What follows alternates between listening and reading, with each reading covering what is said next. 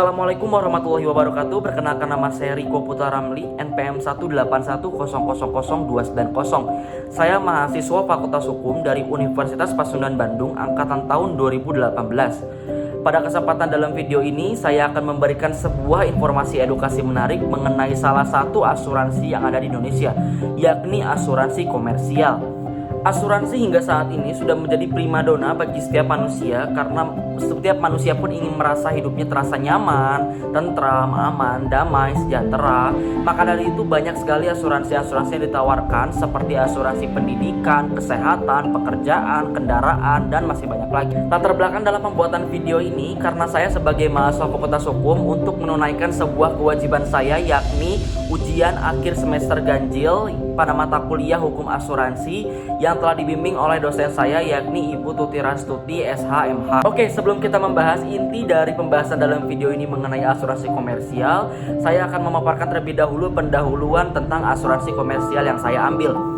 Karena jenis asuransi di Indonesia tergolong banyak, sebagai peserta kita tidak boleh gegabah dalam memilih. Membeli polis asuransi bukan hanya didasarkan pada manfaat yang ditawarkan, melainkan juga sistem pengelolaannya. Karena hal ini akan berdampak pada besar perlindungan yang akan diberikan. Kriteria asuransi di Indonesia terbagi menjadi dua, ada asuransi sosial dan ada asuransi komersial. Nah, dalam video ini saya akan memberikan sebuah informasi dan menjelaskan hanya dari sisi asuransi komersialnya saja. Asuransi komersial. Di sini saya akan mengambil topik pembahasan mengenai asuransi komersial yang bagi saya masih banyak sekali masyarakat yang tidak mengetahui apa itu asuransi komersial. Asuransi komersial merupakan asuransi yang kepesertaannya bersifat sukarela dengan membayar sejumlah premi yang besarnya sesuai keinginan individu pemilik asuransi berdasarkan tingkatan yang ditetapkan oleh provider. Oke, ini termasuk beberapa contoh asuransi komersial yang ada di Indonesia. Yang pertama itu ada Astra Life Asuransi, yang kedua itu ada Prudential Asuransi, dan yang ketiga itu ada FWD Asuransi. Nah, sebelum kita membahas lebih inti dari pembahasan dalam video ini mengenai asuransi komersial yang ada di Indonesia, saya akan memaparkan sebuah kasus yang ada sejak tahun 2018 mengenai salah satu kasus yang terjadi dalam asuransi komersial. Herianto merupakan pemegang polis asuransi prudensial yang pada tanggal 10 September tahun 2018 diharuskan untuk melakukan operasi di Rumah Sakit Mitra Keluarga. Beliau sudah mengajukan klaim biaya pos dan pre kepada pegawai prudensial yang ditempatkan di rumah sakit tersebut. Namun sampai saat ini klaim yang beliau ajukan belum dicairkan dikarenakan prudensial selalu beralasan ada formulir yang kurang.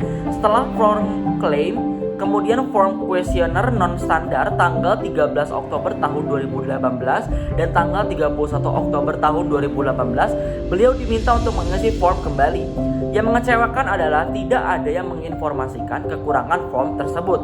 Jika saja beliau tidak berinisiatif menghubungi customer service untuk menanyakan perihal klaim, mungkin berkas beliau akan didiamkan saja. Beliau sempat menghubungi upline dari agen asuransi prudensial yang sudah tidak aktif.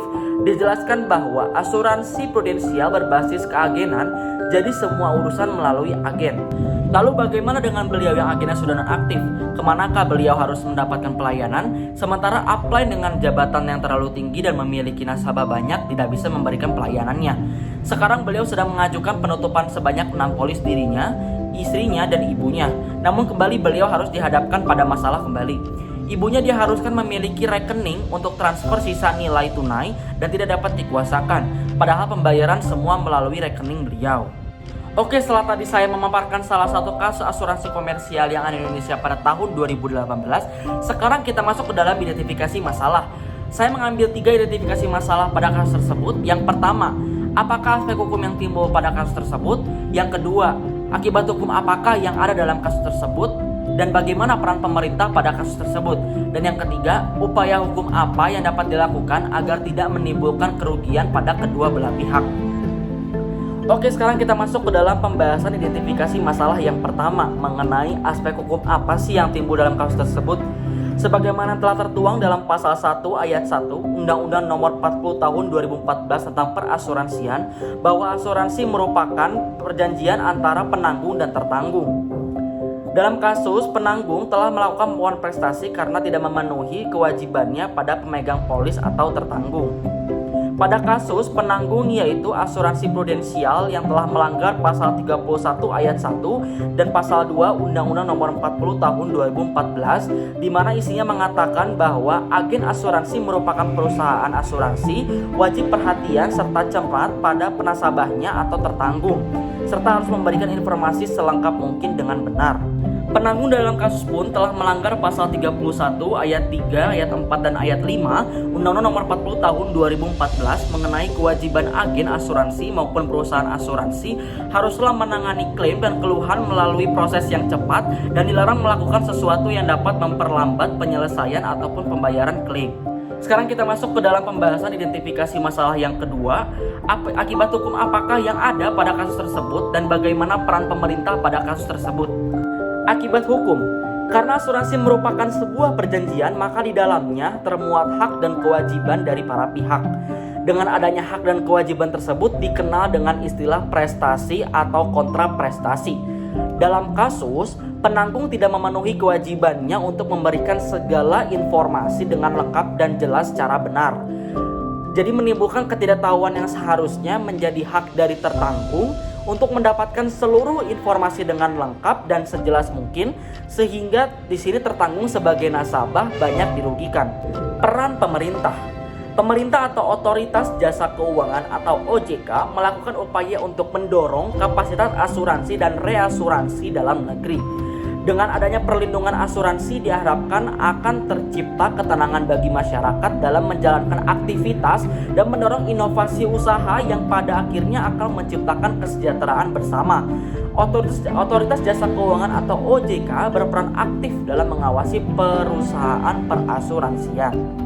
Sanksi yang berlaku. Sanksi yang berlaku di sini dikhususkan kepada perusahaan perasuransian.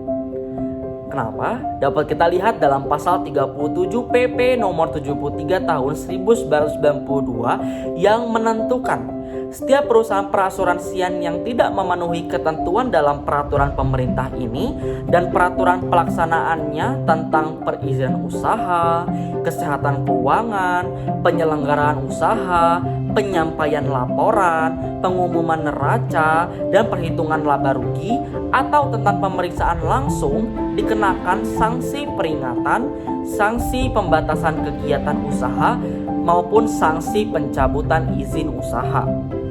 Sekarang kita masuk ke dalam pembahasan identifikasi masalah yang ketiga, tentang upaya apa sih yang dapat dilakukan dalam kasus tersebut. Upaya yang pertama, menanyakan kepada perusahaan asuransi tersebut kapan mereka akan melakukan pembayaran, lalu dapat disebutkan pada pihak perusahaan asuransi mengenai adanya kewajiban bagi perusahaan asuransi untuk melakukan pembayaran klaim asuransi tersebut dalam jangka waktu 30 hari.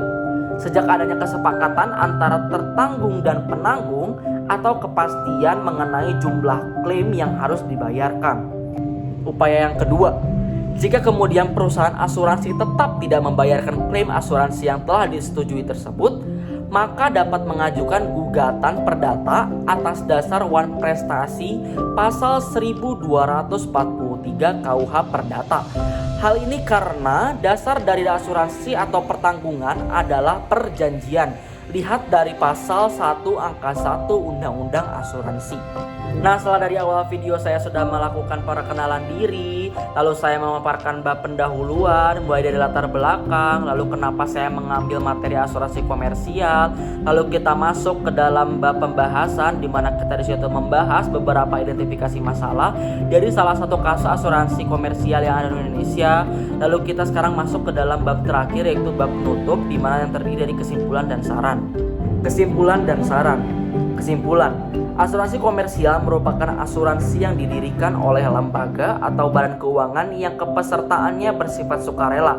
Bisa siapa saja dengan biaya premi yang diberikan sesuai dengan benefit yang diinginkan peserta asuransi. Dalam hal ini terdapat hak dan kewajiban dari kedua belah pihak yang harus dipenuhi, termasuk kepada pemberian informasi yang lengkap dan benar dari penanggung kepada tertanggung agar tidak terjadi kesalahpahaman atau kurangnya komunikasi yang dapat menimbulkan kerugian.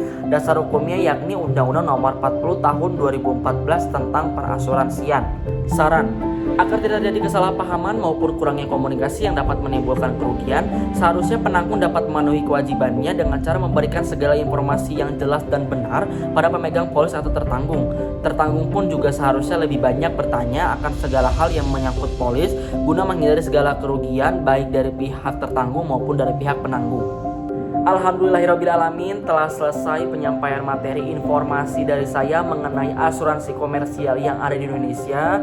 Semoga kalian semua terus merasa tidak puas agar kalian selalu mencari dan mendalami informasi-informasi yang lain.